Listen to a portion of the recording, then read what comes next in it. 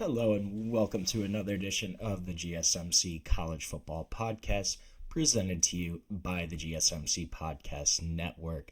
Today is Thursday, May 8th. As always, I'm your host, Jake Daly. Got a good show for you today. Gonna go over ESPN potentially looking and being open to paying the SEC for the conference to move to a 9-game conference slate. Going to talk about that a little bit. Also going to look at one of the most important roles in college football today in the general manager position, how that's kind of gotten to where it is, how it's become so influential. We're going to discuss that a little bit. Also going to finish up my rankings of the Big 12 coaches today. Got the top 5. Should be a good list.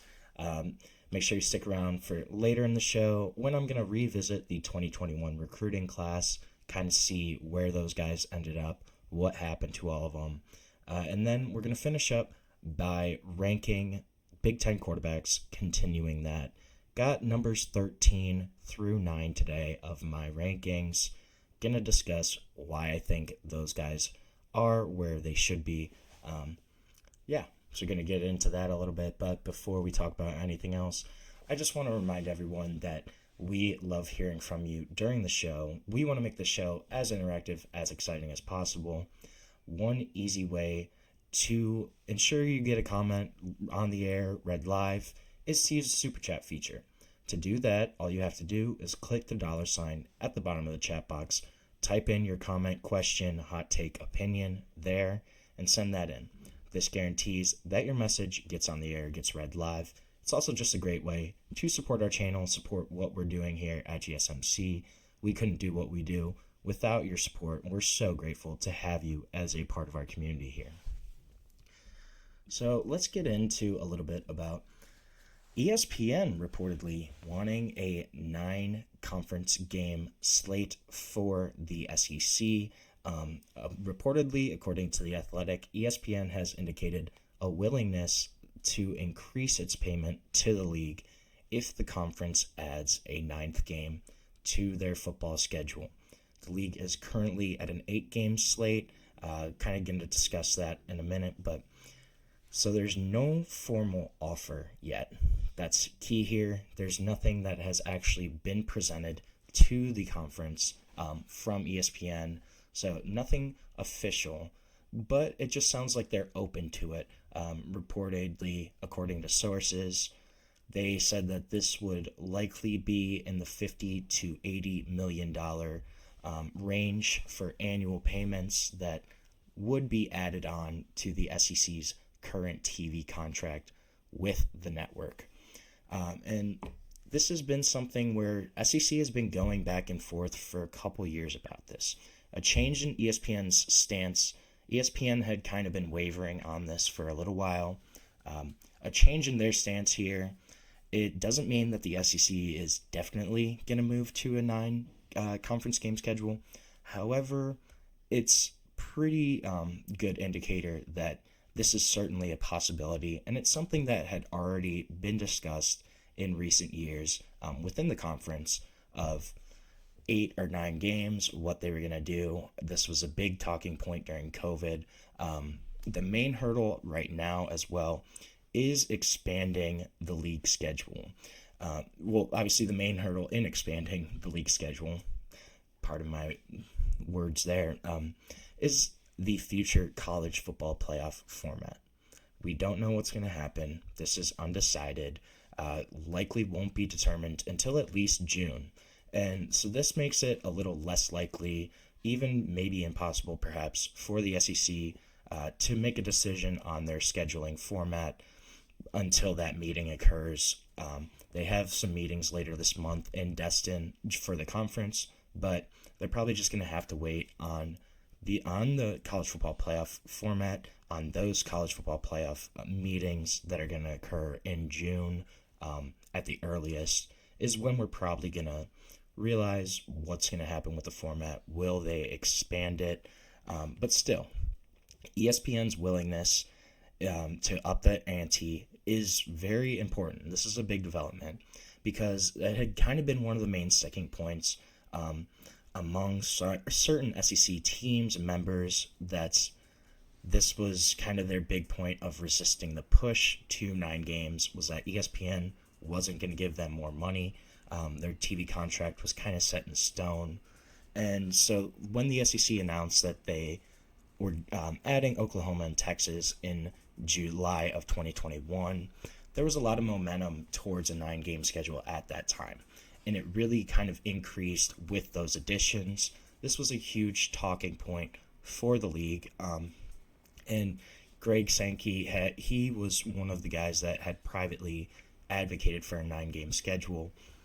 And then this came out later that Sankey did in fact want a 9-game schedule. He said it publicly. So the SEC commissioner has wanted to move to a 9-game schedule. But for the past 4 years, there's been enough SEC members that have expressed opposition that the conference has gone with kind of a quick fix. There's been a temporary 8-game schedule for 2024 and 2025 because of those Oklahoma and Texas additions. And these are obviously the first 2 seasons with Oklahoma and Texas in the league. And some of the concern with moving to 9 games, some of it was competitive based. So especially among teams that were kind of worried about reaching the 6-win threshold for bowl eligibility. You think of Vanderbilt here, Mississippi State at this time, Kentucky has even kind of struggled. So you think of some of those SEC schools in the fact that competitive-wise, if they were to move and add an additional conference game, that's probably a game that those schools will most likely lose. If you replace that with a game against an FCS opponent or a group of 5 opponent, it makes it a lot more winnable, a lot more likely for those teams to reach bowl eligibility. And then there was also economic concerns, right? A 9-game schedule, this kind of means that schools could play 1 fewer home game overall every 2 years because of the odd and even. This is the same thing that's happened with the NFL as they've moved into 17 games, where 1 year a team has 9 home games, the next year they only have 8. So losing a potential home game, that hurts a lot of times, especially when you're one of those programs that you probably would have had a home game against a lower caliber opponent. You every other year you're going to lose that home game. So that was some of the opposition as well when this has kind of been announced, the temporary type fix. And one of the other reasons that Sankey, the SEC, kind of decided on that 8 games at the time was that they hoped the first season this past year, 2024, would encourage ESPN. They were hoping that the exposure from Texas, from Oklahoma, hopefully they have some success. They don't have 9 conference games. Obviously, Oklahoma struggled a little bit, but we saw with Texas. They had a great year in the SEC, were super competitive throughout the entire season, really showcased that they did belong in the conference. And this really kind of looks like it moved the needle a little bit for ESPN. Think of some of the games that those 2 schools were in this past year. Oklahoma and Texas, just their Red River rivalry game, that was a great game overall. Texas, their 2 losses to Georgia, both on national stages though, kind of showcasing that program, showcasing the additions of the SEC. And then the SEC championship game between Georgia and Texas was the highest rated non-playoff game all year in the college football season. So in terms of ratings, in terms of exposure to the national audience, that really was a big plus for the SEC this year in kind of seeing what Texas could do in the conference and just upping the profile overall. And then at least one SEC team was involved in 8 of the 10 most highly rated games during the regular season throughout 2024. 8 of the top 10. So 80% of the top rated football games this past season throughout the regular season involved at least one SEC team. So you kind of have all those factors, and they all point to ESPN willing to kind of up it and say, hey, if you give us another week of conference games, you give us one more week, look at your teams had 80% of the top 10 highest rated games in last year's season. You add another week of SEC play, that could really do something for ratings, and it could help both the network and the conference. Another consideration for the league is the games that wouldn't happen regularly if the SEC maintains the 8-game schedule, right? So the 8-game format currently, it only includes one permanent opponent for each team. So think of some of those secondary rivalries too that have grown into huge matchups, right? Texas, their rival would be Oklahoma. So Texas wouldn't be guaranteed to play Texas A&M every year. And that was kind of one of the big exciting points for fans for Texas joining the SEC was the fact that they were going to get to play Texas A&M every year again, renew that rivalry, which is a great long-standing rivalry in the state of Texas. They're going to keep that game, get to kind of renew that, and that rivalry had obviously faded since A&M left for the SEC 10, 12 years ago now. So you think of that game, you think of Alabama, LSU, Alabama, Tennessee, Georgia, Auburn. These are all huge rivalry games for some of the SEC schools. And obviously the schedule could kind of still be changed around. If they kept an 8-game schedule, they could change the formatting of it. They could change the language to include some of these matchups regularly. But the way it stands right now, each school only has one permanent rival. So you're missing out on some of these historic great rivalries where these programs have traditionally played each other for who knows how many years, decades. You lose out on some of those. But if they went to a 9-game schedule, all of those games would be annual matchups. You would keep these long-standing rivalries. They'd be able to play every single year. And right now, obviously, these matchups, they were all played out last season. They're all still going to be on the slate for 2025. But the future is unknown. And if they keep an 8-game schedule, some of those really great rivalries could just fall to the wayside and kind of be forgotten.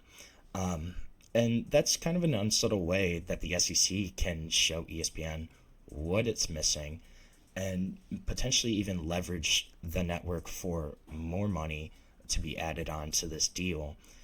SEC, they can go to ESPN and say, hey, look, if you want us to move to this 9-game schedule, you want to see Texas A&M every year, you want to see Auburn, Georgia every year, you got to give us a little more. I think that's going to be a factor here, and just especially you think of the tradition that's steeped in the SEC, it makes a lot of sense to try to maintain those rivalries, maintain those traditions. And then as for the college football playoff format, so SEC is still kind of waiting. It's a waiting game right now. The postseason field's probably going to expand to 14 or 16, and then there's the question of automatic bids. SEC and Big Ten have both been pushing for automatic bids, with potentially even 4 teams each for both conferences.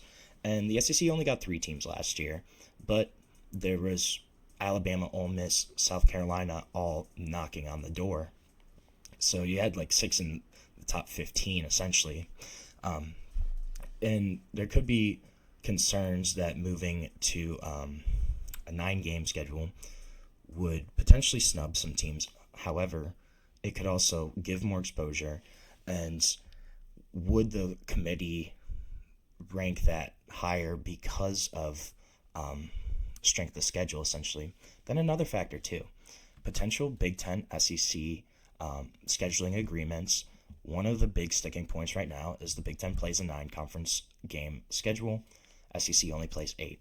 And that's kind of been a sticking point for stalls in negotiations.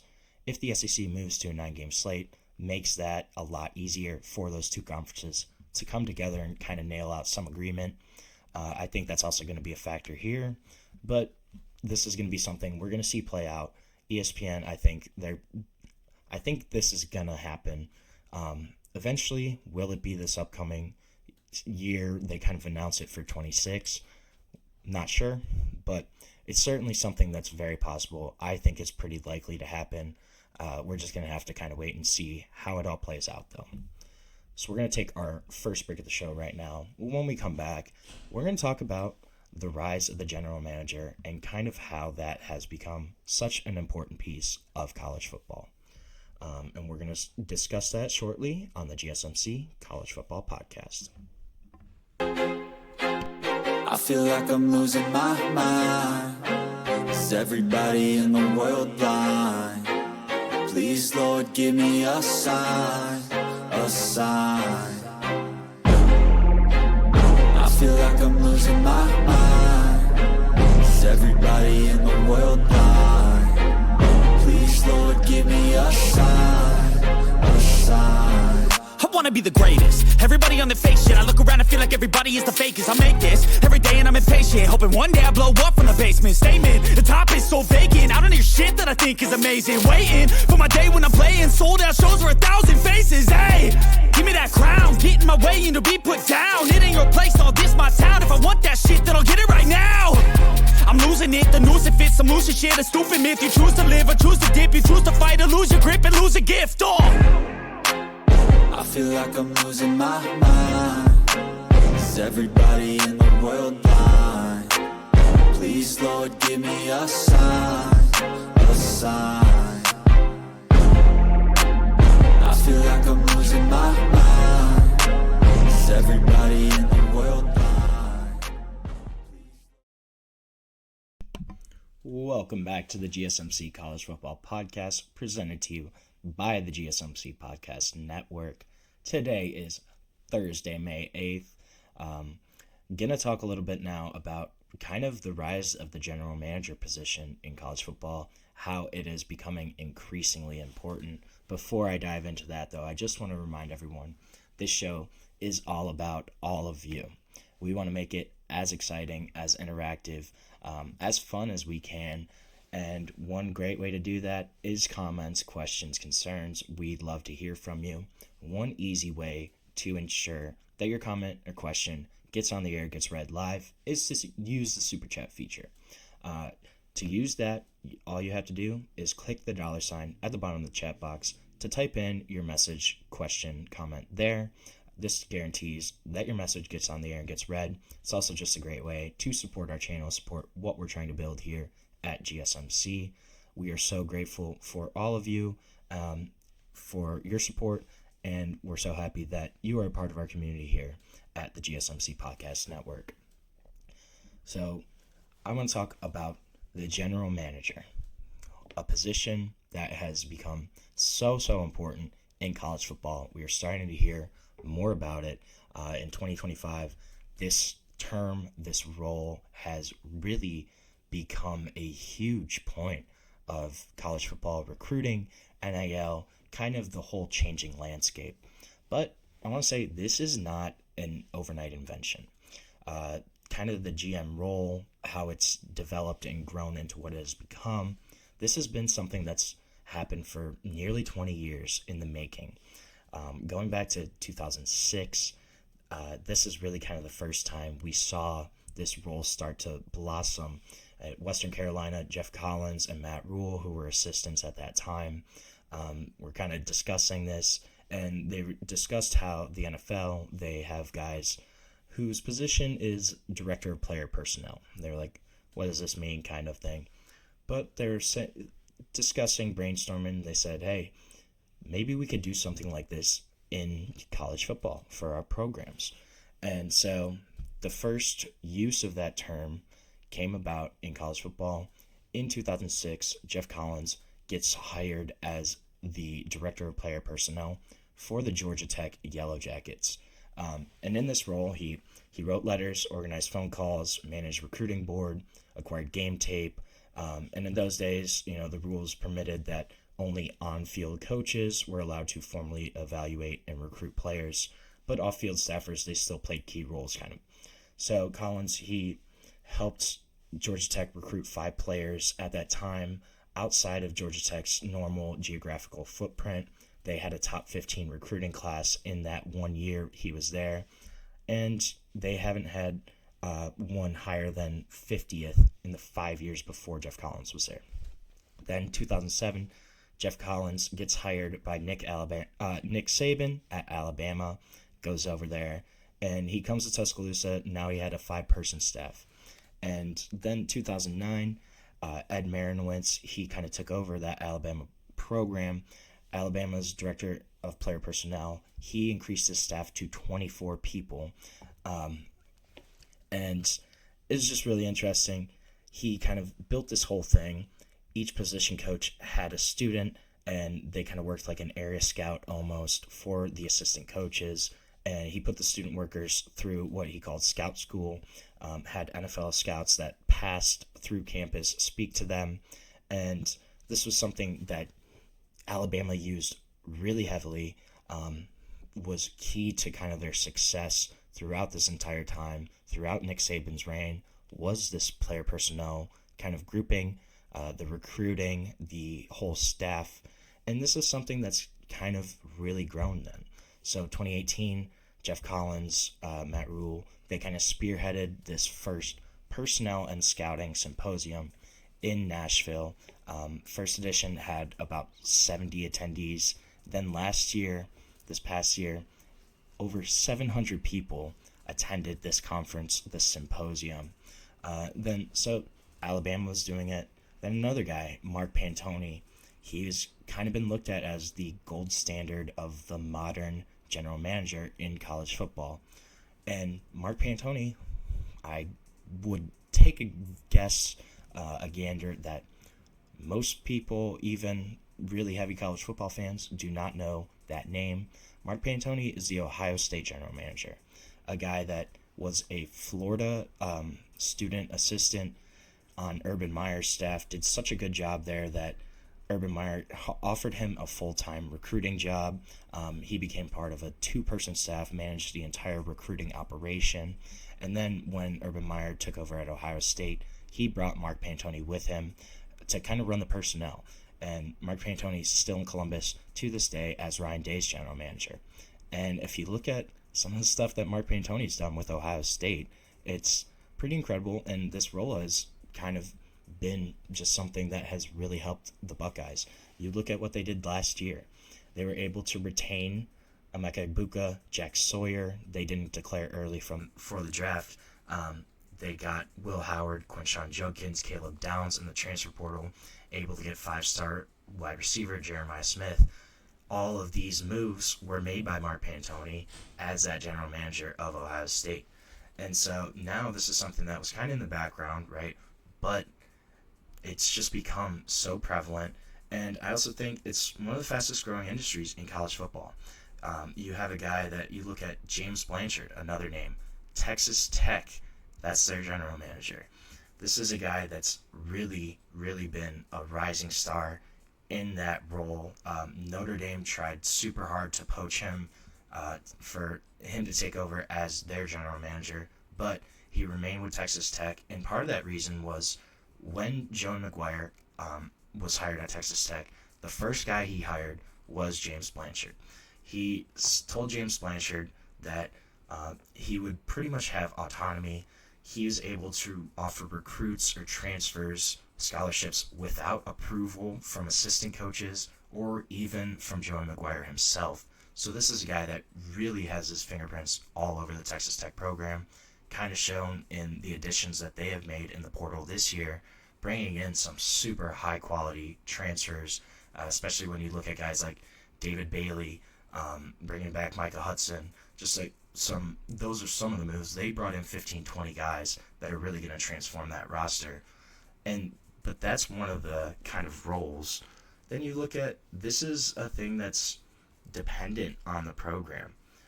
Some high-profile guys were hired this year. Andrew Luck taking over at Stanford. Former NFL head coach Ron Rivera taking over at Cal. Jim Nagy, the former executive director of the Senior Bowl, kind of ran that whole show. He's at Oklahoma now. as their GM. And then this is something where we're kind of seeing an NFL pipeline as well. Nick Polk was hired at Florida from the Falcons. Pat Stewart was hired at Nebraska from the New England Patriots. All of these kind of NFL connections. And this is something that has been debated too between the college football industry, is general managers coming from the NFL versus college ranks, how that kind of shakes out. The argument, I guess, for the NFL type GMs is this landscape is changing so much in terms of NIL, trying to negotiate those contracts, in terms of retaining players, going out and getting guys in the transfer portal. These are all basically professional type moves, roles, jobs that this general manager has to kind of juggle. This is a role that pretty much every big time program needs now. They have to have a guy that's running the recruiting, running NIL, because it's just too much to handle for coaching staffs. You can't have your head coach just out there negotiating contracts. You can't have your offensive line coach saying, hey, we're going to give you $500,000. That's just not going to work. It's too much on those coaches, in addition to what they're trying to do on the field in terms of actually prepping these guys for games, stuff like that on the field. They already have that role, so you can't ask your assistant coaches to kind of do all that other stuff. It's not as clean cut as just recruiting guys anymore. It's negotiating, keeping players out of the portal, getting guys from the portal. All of that kind of rolls into this general manager role, which every program kind of really needs right now. There's kind of an argument, though, that the NFL type GMs don't really understand college football, kind of what makes it unique, the traditions, the going between programs, stuff like that. There's that argument from proponents of the more college type GMs of, hey, this is, yes, it's similar to the NFL, but again, we're super unique in our own way. We shouldn't kind of have to juggle and maintain everything that these other guys are doing. So either way, the pro to NFL to college pipeline, or vice versa, it's not slowing down at any time. Multiple NFL executives said during the combine that a lot of people in their front offices have kind of privately expressed interest in moving to college football, potentially taking one of those type roles. But then on the other end, a lot of college assistants right now, they are being drawn to the NFL. They think it's a better work-life balance, less stress on you, not juggling as many kind of different hats at one point, and it's just they can focus on what's on the field, on their meeting rooms, on developing their players, and getting them best prepared for actual game days. That's something that's super appealing right now to coaches in assistants in college programs, just because of everything they're trying to have to deal with that's going on right now in college football. This is something that's not going to slow down at any point. If anything, it's just going to keep growing, of the professionalization of the sport, of these guys really moving more towards employee types compared to student athletes. This is something that's not going to change. I think this role is just going to keep growing, keep evolving, and I wouldn't be surprised if you start seeing GMs kind of really take over, similar to what Andrew Luck is doing at Stanford. Andrew Luck has full control of that program. He's the one that fired Troy Taylor. Wasn't their athletic director, wasn't their president. It was Andrew Luck. He's the one that had that final say to make that decision. Is this something we're going to see in the future where coaches are gone, but GMs outlast them? I certainly think that's something that's very possible. And I think the influence of the general manager is just going to continue to grow as things get even murkier in the college football landscape. So we're going to take our second break of the show right now. When we come back, we're going to talk Big 12 coaches, going to talk about my top 5, how I ranked them, and kind of why. But We'll be back on the GSMC College Football Podcast. Looking for your daily fix of sports talk without having to pay for it? GSMC Sports Network is available on YouTube. Just search GSMC Sports Network. Get your fix of daily sports talk shows on YouTube, absolutely free.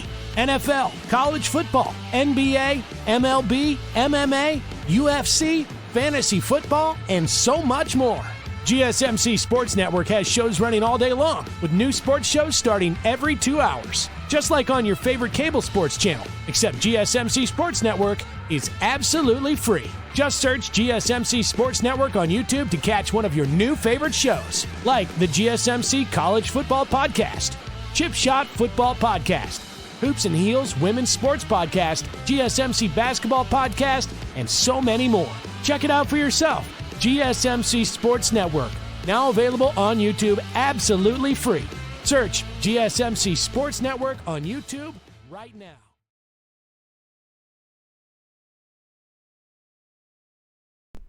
Welcome back to the GSMC College Football Podcast, presented to you by the GSMC Podcast Network. Just talked a little bit about the general manager, kind of how that role is evolving. One of the big GMs in college football right now is James Blanchard at Texas Tech. We're going to stay on the Big 12 trend and talk about my top 5 Big 12 coaches. So I've kind of ranked everybody in the conference so far, gone through that in the past few days. So if you want, go check those out. But going to get into my top 5 now. So at 5, I have a coach that USA Today said was the number 1 coach in the Big 12. I kind of disagree with that, but still a great coach. In Kenny Dillingham, Arizona State. I think he's the 5th best coach in the conference. This is a guy that has completed one of the greatest turnarounds in modern college football history when you look at what he did with Arizona State this past season. Goes back to his alma mater, takes over for a team that was kind of reeling from the Herm Edwards era, showed with his 23 season. They went 3-9 in his debut, but they were picked to finish last in the Big 12 in 2024, a program that did not have high expectations, and they blew those expectations out of the water. They win the conference, they go to the college football playoff, they have that phenomenal game in the first round against Texas. This is a guy that has kind of brought the fire back to Arizona State. A young coach, only 34 years old, but a guy that's kind of setting himself up to have a really long, successful career at Arizona State. I could see him being there for a long time. It's his alma mater, a place that he's really comfortable at. And I also think that's a factor in why he's been so successful. He knows Arizona State well. He knows kind of the money behind that institution, knows the traditions, knows the culture. This is a place that he played at, a place that he grew up at. He kind of just knows how that program works. Slid in there right away. I think we could see something similar to what happened in Oregon, where he was the former offensive coordinator, and what Dan Lanning has done.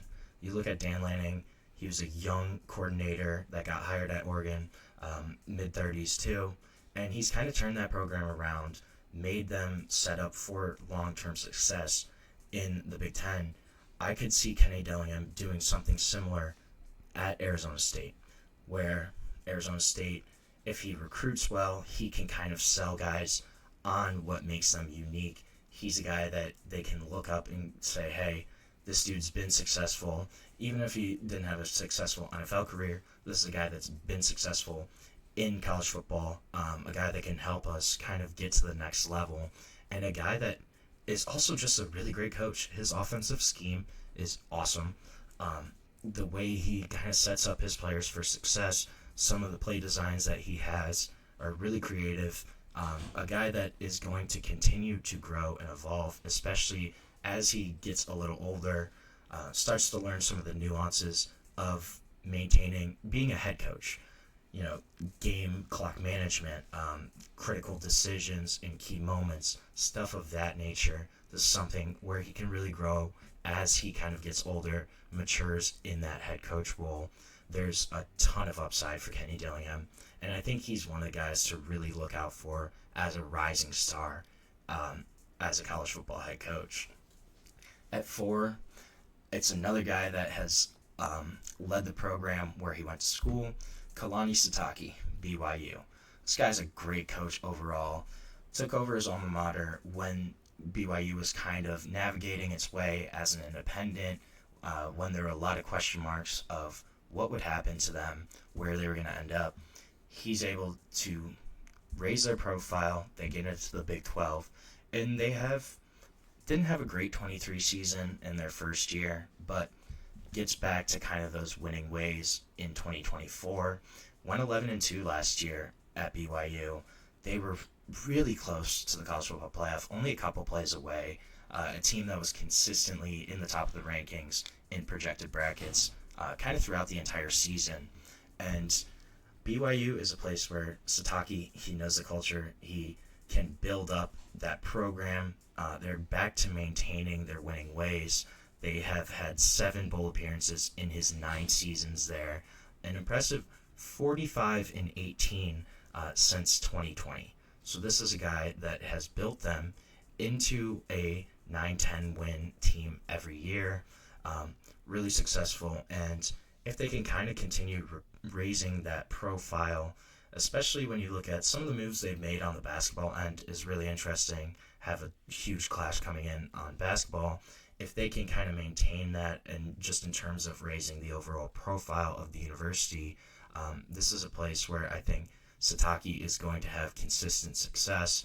It's a program that he has maintained really well, able to kind of keep guys in from transferring. They haven't had a lot of transfers out, and has gotten players to kind of play up to their potential. BYU isn't a place that's really bringing in a lot of high-profile recruits, but they did pick up a huge tight end in the 2025 class.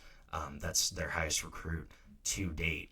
So kind of on the up and up in terms of recruiting, in terms of staying consistent, and a lot of that is due to what Kalani Sitake has kind of built there. I think he's the 4th best coach in the league, a guy that I don't think he's going to lose anytime soon. BYU, I think they're going to be at least bowl eligible pretty much every year that he's there, besides maybe a down year here or there. Chris Kleeman, he's my number 3 head coach. Kansas State, a guy that really goes under the radar. And Kansas State, just in general, a program that is always under the radar. All Chris Kleeman knows is success. He's had winning seasons every year, but one season since he started at North Dakota State as their head coach in 2014. Has had a 48-28 record in 6 years at Kansas State. Kansas State, every year, they're consistently in the title picture. They won the league in 2022.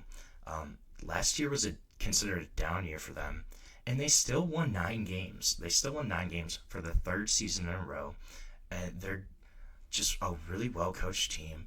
Chris Kleeman knows how to get his guys to play. He knows how to win football games, and he's continued to do that at Kansas State. And when a down year is 9 wins, that's a really good indicator that you're in a great spot as a program. And under Chris Kleeman's direction, they have just continued to kind of thrive. Avery Johnson, one of the best quarterbacks in the Big 12. I'm really curious to see how Kansas State does this year. I think they're certainly in the title picture for sure. This is a team that I don't count out at all, pretty much in any game, just because at any given moment, Chris Kleeman can get his guys to play up to their level of competition, and they can beat pretty much anyone on a given day. I think that's a big testament to kind of what he's built there in Manhattan, Kansas, in that program of being consistent, not having a losing season. I mean, the guy has had 9 wins 3 years in a row. Kansas State, not a place where you're going to pull in a lot of high-profile recruits. You have to kind of work with what you're given, and Chris Kleeman has done that to the max, and really kind of capitalized on the strengths of Kansas State to make them a perennial Big 12 contender.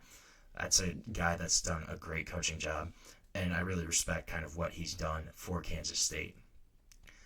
My number 2 coach in the Big 12, and until he's gone, I think he's always going to be consistently up here, is Kyle Whittingham from Utah.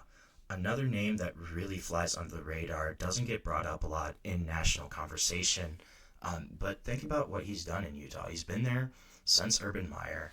He's turned them into a perennial power. They always have a tough defense.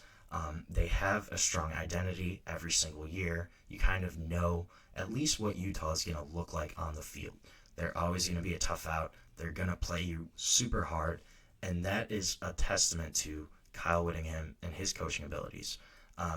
They did have a down year last year, for sure. They were preseason Big 12 favorites, projected to win the league at one point, and then had a bunch of struggles on offense. Cam Rising not being healthy the past couple of years has really hurt them overall. So they were 5-7, but that was Kyle Whittingham's worst record since 2013. So over a decade of being bowl eligible at the minimum is super impressive. He has kind of hinted at his retirement that could be coming soon.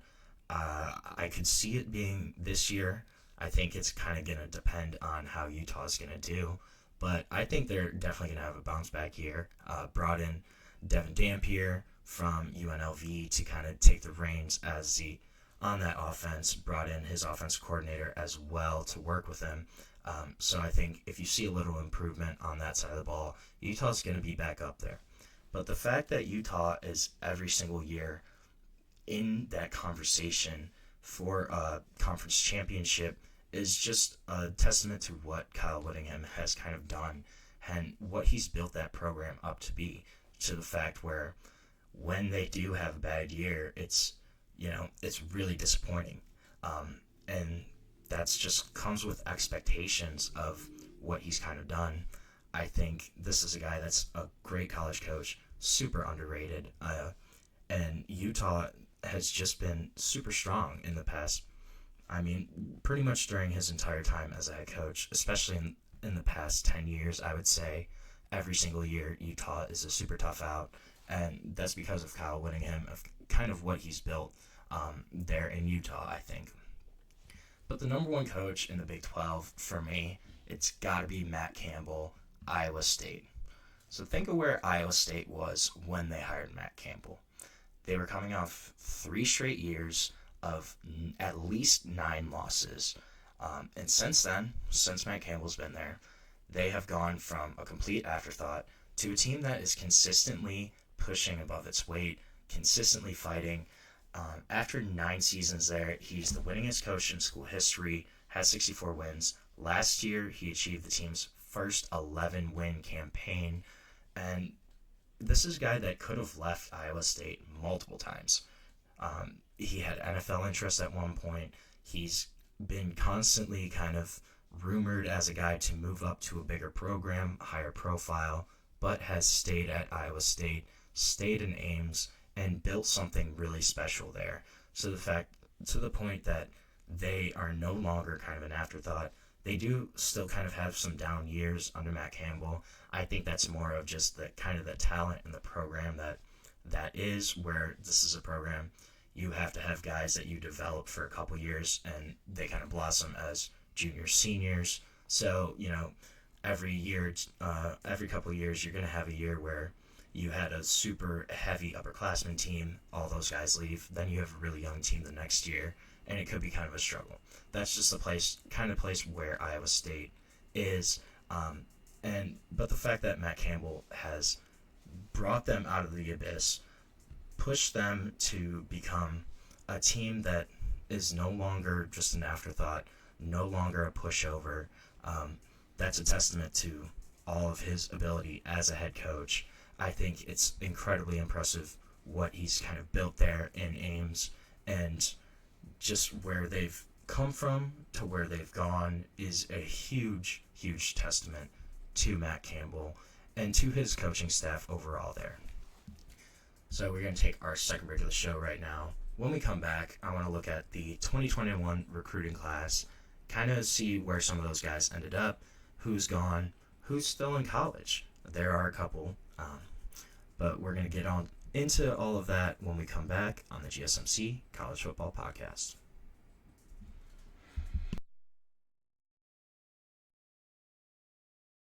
For the best and latest podcasts available anywhere, go to the podcast app on your cell phone and type in GSMC to access free content-rich podcasts on health and wellness, book reviews, sports, entertainment, relationships, social media, movies, technology, finance, and even weird news. Subscribe and download the GSMC Podcast Network's family of shows, available everywhere podcasts are found.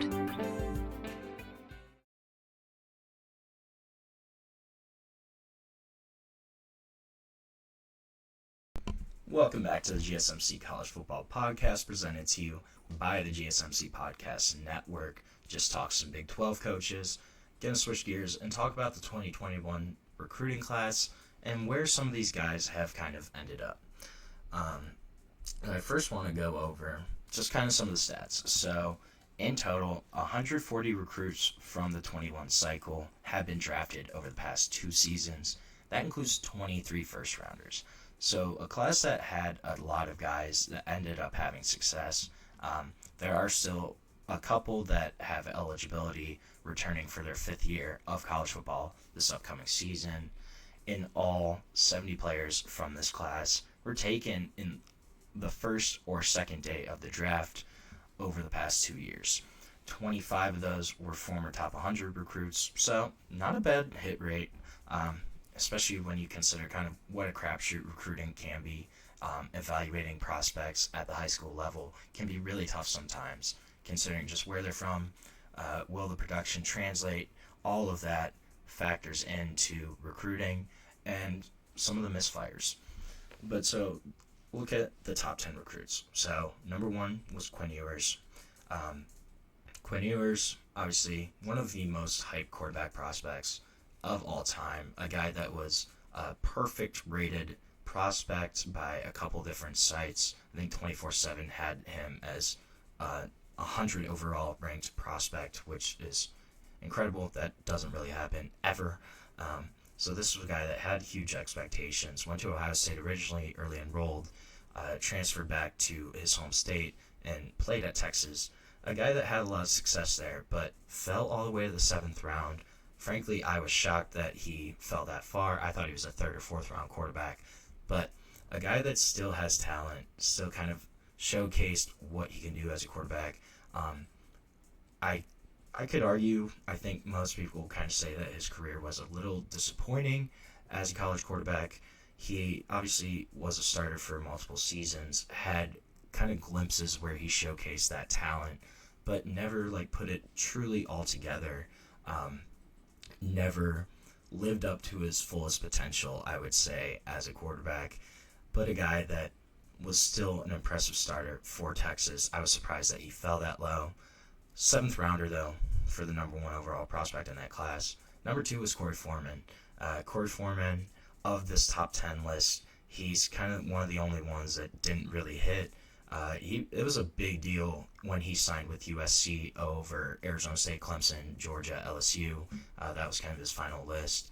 But a guy that didn't really produce at USC, only had 2.5 sacks in 3 seasons there, landed at Fresno State last year, and actually had a decent year last year. Had 24 tackles, 3 sacks, 3 forced fumbles, only made 1 start for Fresno State, but a guy that is going to play again for the Bulldogs this upcoming year.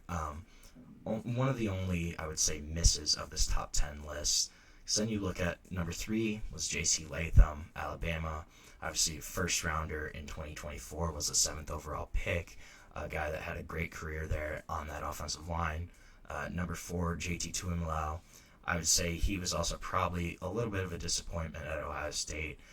You could tell there were glimpses of his talent, especially when he played Penn State. J.T. Tuimoloau looks like the best defensive end in the world whenever he plays the Penn State Nittany Lions.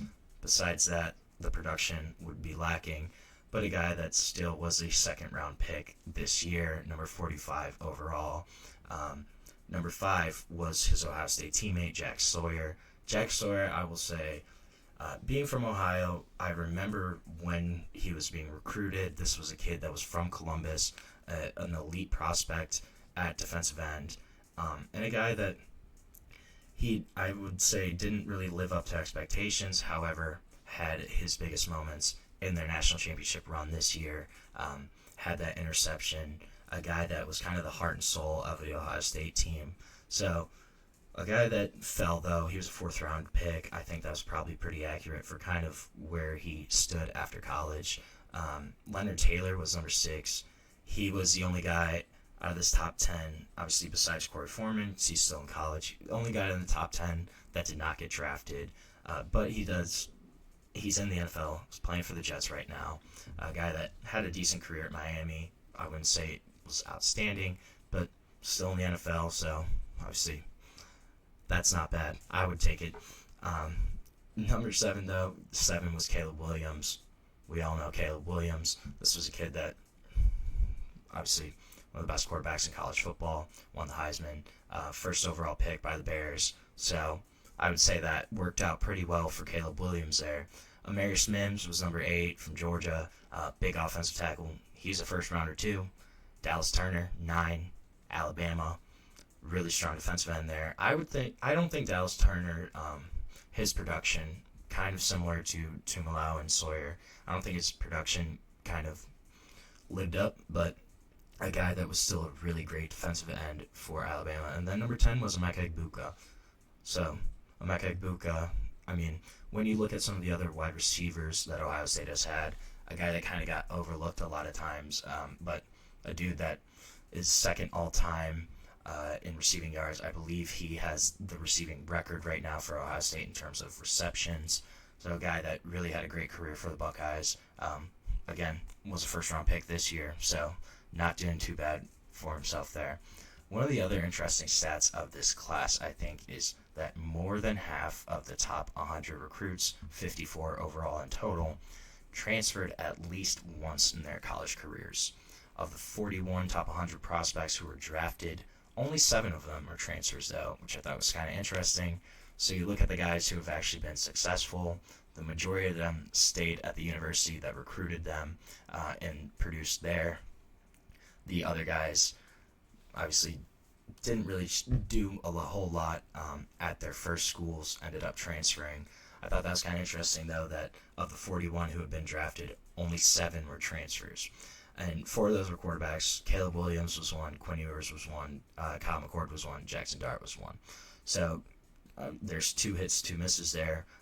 Dart, Caleb Williams, first rounders.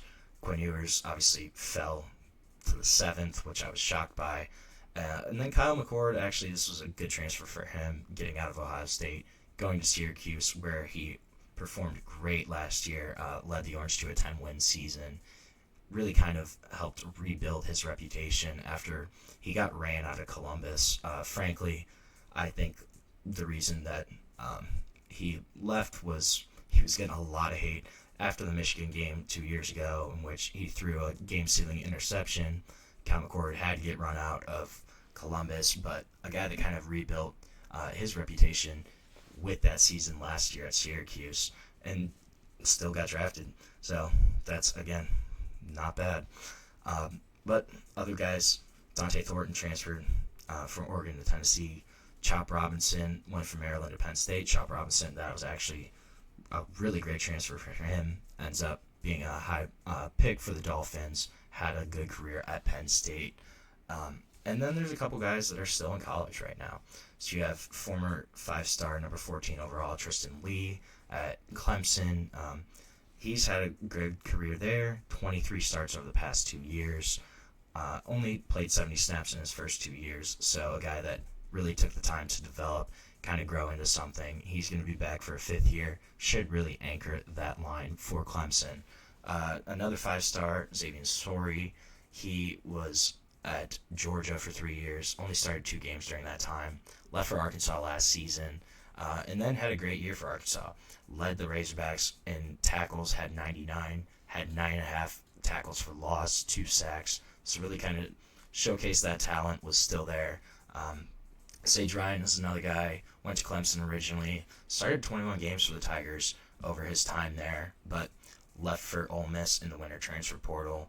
A guy that should play a really big role for Ole Miss as they're trying to rebuild that cornerback room right now, and a guy that could have another great year. And then Keyshawn Silver is the last 5 stars still in college. He's a guy that signed with North Carolina, didn't start a game in 2 years there. Then he went to Kentucky, started 23 games over 2 seasons there, and then he's now at USC. So I think those are a couple guys. Xavier Story, I think, definitely has potential to get drafted next year. I think Sage Ryan does as well if he has a great year. So those draft totals could go even higher when we kind of look at this next season after pretty much this whole class is gone, is out of eligibility. It's going to be interesting to see kind of the total numbers. But overall, this was a really successful draft class. When you have 140 guys overall from that draft class get drafted, I think that's a pretty good indicator of the talent level in that recruiting class. But 21 was certainly interesting. Quinn Ewers didn't live up to expectations. Caleb Williams surpassed them. It's kind of shows, though, what a crapshoot recruiting is, how it can change on an instant, how evaluating talent is a super difficult thing to do. And even the guys that do it every day sometimes get it wrong, but there's also the hits there, too. So we're going to take our last break of the show right now. When we come back, we're going to talk some quarterbacks. Going to continue with my rankings of the Big Ten quarterbacks and kind of where I think some of those guys land in that list. But we will be back on the GSMC College Football Podcast.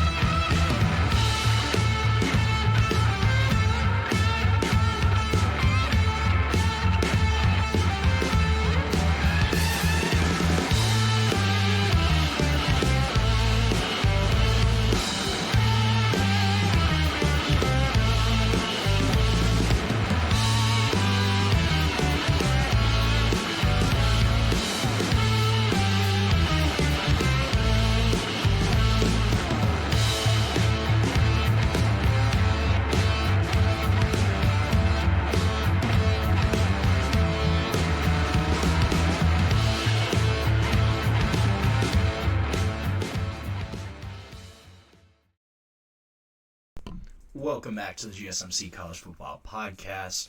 Just discussed the 2021 recruiting class, including former number 1 overall recruit Quinn Ewers, who started his career at a Big Ten university program in Ohio State. Gonna keep that Big Ten theme kind of going on and discuss some of the Big Ten quarterbacks. Gonna rank about 13 through 9 today and just kind of go over some of those guys where I think they kind of land in that pecking order. So my 13th ranked quarterback in the conference, I think it's Preston Stone, starter at Northwestern. Preston Stone, this was a guy that started his career at SMU, was the starter there in 2023, started there in 24 to start the season, but was replaced by Kevin Jennings, and obviously SMU went to the college football playoff. Kevin Jennings maintained that job, so Preston Stone transfers out, and he gets a fresh start at Northwestern with third-year head coach David Brown. Last year, Northwestern's quarterback room was a complete disaster. Their quarterbacks combined for only 7 touchdowns and 11 interceptions in 2024. So they sorely need some more production from that position, and they should get it in Preston Stone. This is a guy that had a great year in 2023, a dude that's 13-3 as a starting quarterback, so has been successful in the time that he started at SMU. In 23, passed for over 3,000 yards, had 28 touchdowns, only 6 interceptions. So that too, the decision-making should, at the minimum, help raise Northwestern's floor from the quarterback position. A guy that should fit well, too, with second-year offensive coordinator Zach Lujan. Preston Stone, I think he definitely has potential to maybe rise up this list, but he's going to Northwestern, completely new situation, going to have to learn a new offense. The good thing, though, he's an unquestioned starter, I would say. Jack Lausch, he's still kind of in contention, but he also plays baseball for Northwestern, so hasn't really been around in the spring. Could potentially earn some playing time, but I think this is Preston Stone's job to lose. When you look at the production from 2023, this is a guy that is not a bad Power 4 starter whatsoever.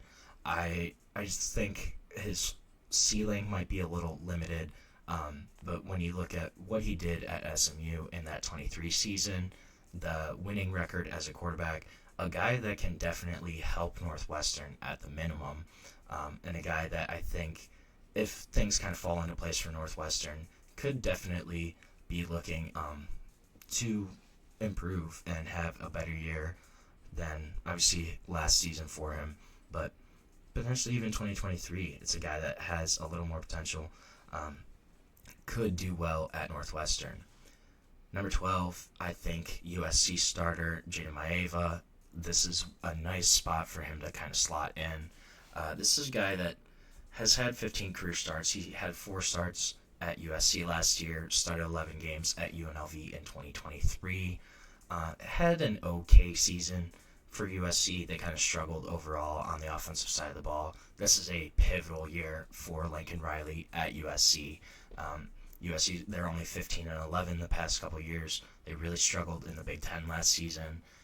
The one thing with Jade Maeva, he is going to have to improve his passing completion percentage. Last year, only 59% of his passes were completed, and this is something that he did look better in 2023 when he kind of had a full season to start. His completion percentage was around 63-64 in that season. So put up better numbers at UNLV. Obviously, he started more games, so the counting numbers should be a little better there. But a guy that had a better completion percentage in a full season was the low percentage last year, potentially because of just not getting enough playing time, not adjusting as well, or was it potentially just because of the Big Ten level of competition, the jump up? I think that's certainly a question mark for Jada Maeva, but a guy that has shown he can play at times. Against Notre Dame, he started, really showed up in that game, had 3 touchdowns, had 360 passing yards, a lot of moments where he kind of showcased that talent, but he also had 2 interceptions. So still the decision-making, making smart passes, that's a big question mark for Jada Maeva. But a guy that is 6'4", big passer, athletic, moves better than he kind of looks, and he's going to have to show that he can fully adjust to the Big Ten level. This is going to be a big question mark for him of, can he actually improve that completion percentage? Can he kind of showcase that he can do better? Or is this where he's going to kind of end up as a middle-of-the-pack quarterback? That's going to be a big question mark for USC. And their success as a team, I think, is going to ride a lot on how Jada Maeva performs as their starting quarterback. At 11, I think this is Aiden Childs all day. Michigan State quarterback. Is going to be a junior now, so has had 12 career starts. A guy that came over with Jonathan Smith from Oregon State, was with him as a freshman there, then transferred over last year, started pretty much the entire year. He had a bumpy year as his first year as a starter, but there were times where he kind of flashed why Jonathan Smith likes him so much. Had some playmaking skills that he really kind of showcased at times, but struggled a lot with turnovers last year. He was 13th in the Big Ten with 2,400 passing yards. He also threw a conference high 11 interceptions, though. So that's going to be a big thing here is, can he cut down on that interception total? Can he make better decisions as a passer? Another big thing to look at here with Aiden Childs is the Spartans allowed 36 sacks last season. It was the most in the Big Ten. He's going to need better protection. If he gets better protection, will he kind of really blossom into more of a high-level starter if he can get better protection, cut down on those interceptions, that's certainly very possible, I think, for Aiden Childs. But those are going to be the big question marks around him. That's why I kind of have him ranked where he is right now. At 10, I have Julian Sand from Ohio State. Wasn't really sure where to put him. This is a kid that has not started at all for Ohio State, super young, and still hasn't been named the starter. Could be Lincoln Keenholz. It really, really sounds like it's going to be Julian Sand. I think it's going to be Sand just in terms of potential. This is a kid who's a redshirt freshman, obviously transferred from Bama after Saban left. Was a 5-star coming out of high school, though.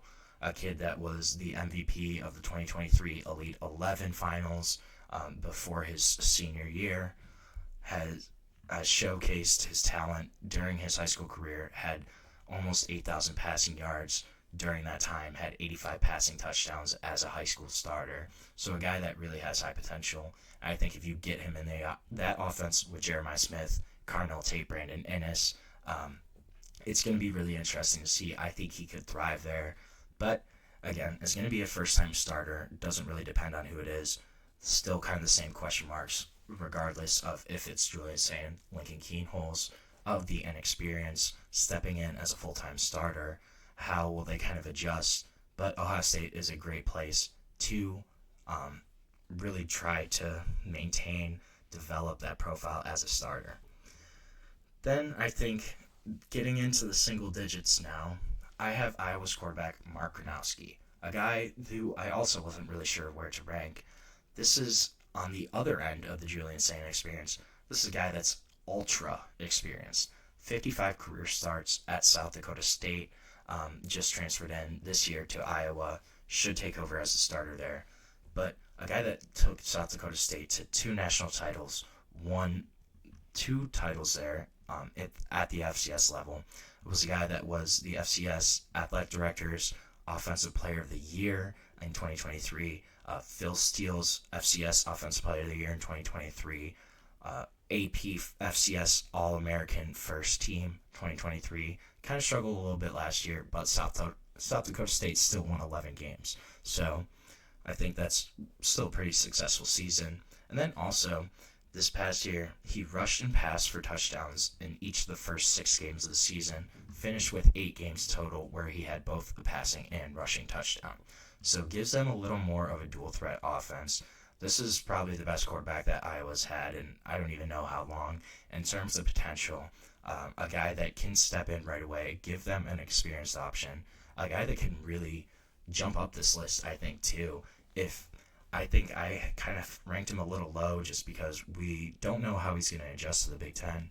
We don't know, will that jump in competition will affect him, but a guy that has showcased his talent at the FCS level, a guy that's super impressive, 93 total touchdowns, 20 interceptions during his career there, and a guy that can step in and give Iowa something that they desperately need from the quarterback position in a playmaker, and a guy that can do a little more than what is asked of him. That's going to be Mark Gronowski. I'm excited to see him in an Iowa Hawkeyes uniform this year and kind of where that could all end up. So we're going to end our show for today. Thank you so much for tuning in to the GSMC College Football Podcast. Please remember, subscribe, like, follow the show. If you want, you can also go to, I blanked there, TikTok, Facebook, Instagram, Twitter for more sports content, more sports updates that you love.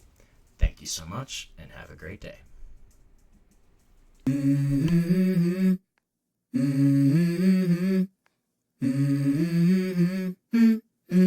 Let's go. I wake up to a little bit of drool on my pillow, feel like it's gonna be a bad day. Yeah, I'm tired of shit, and the coffee ain't hit yet, damn, ain't that great. I don't wanna go to